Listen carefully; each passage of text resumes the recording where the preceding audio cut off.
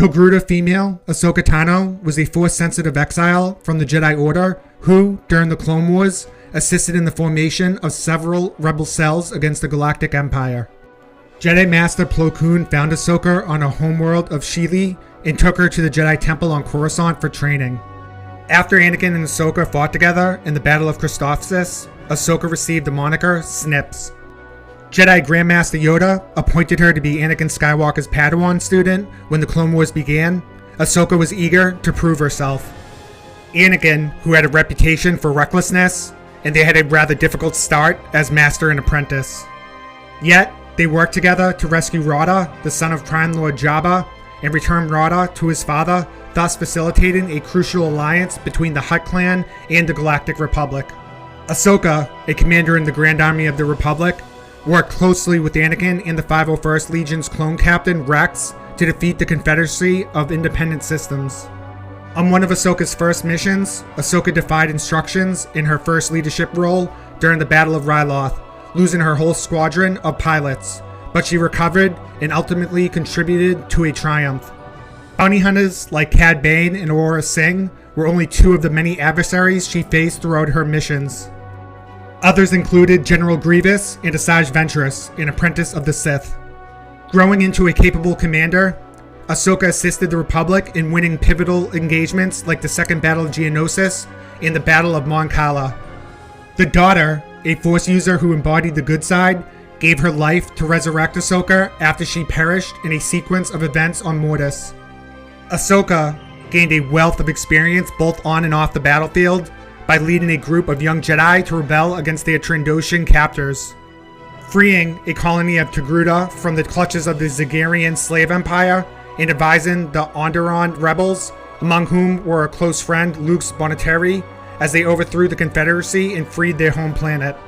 Later, after a dramatic change of events, Ahsoka was falsely accused of bombing the Jedi Temple hangar and other murders and was forced to flee to the underworld of Coruscant. Despite her unexpected partnership with Asajj Ventress, Republic soldiers imprisoned her, and she was expelled from the Jedi Order as a result of her actions.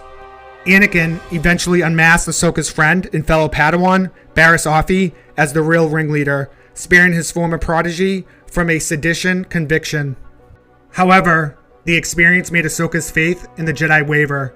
She turned down an invitation from the Jedi High Council to return to the Order and instead set out to find her own way. During the Siege of Mandalore, Ahsoka returned for a short time to command Republic troops against Maul and his allies. Ahsoka and Rex fled the remainder of the 501st with the Sith Lord when they freed Rex from Order 66's influence soon after the Sith Lord's capture.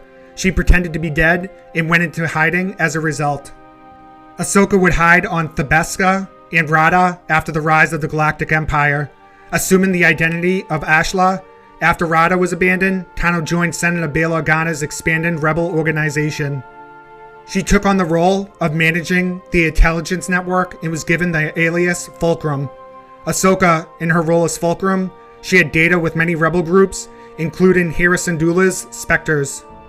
Ahsoka took a particular interest in Syndulla's rebels because one of their own members, a Jedi named Kanan Jarrus, had begun to train his own Padawan, Ezra Bridger. In addition, Ahsoka's efforts against the Empire brought her into contact with the Dark Lord of the Sith, Darth Vader, who, at the time unknown to her, was actually her former master, Anakin Skywalker. She also fought many Imperial Inquisitors, known as the Fifth Brother and the Seventh Sister, but it also gave her the chance to reunite with Rex. Following the mission to Malachor, Ahsoka became lost in the rubble and shadows of the Sith Temple and was believed by many, including Jarrus and Bridger, to have perished during a duel with Darth Vader. This was before a future Ezra Bridger saved her from dragging her through a Force gateway into the world between worlds. Vader was about to destroy Ahsoka. Ahsoka promised Ezra she would locate him when she returned to her time after a battle with Darth Sidious, who also wanted entrance to the realm. Ahsoka taught Sabine Wren the ways of the Jedi after the Galactic Civil War ended, and the two of them went on a search for Bridger, who had vanished during the liberation of Lothal.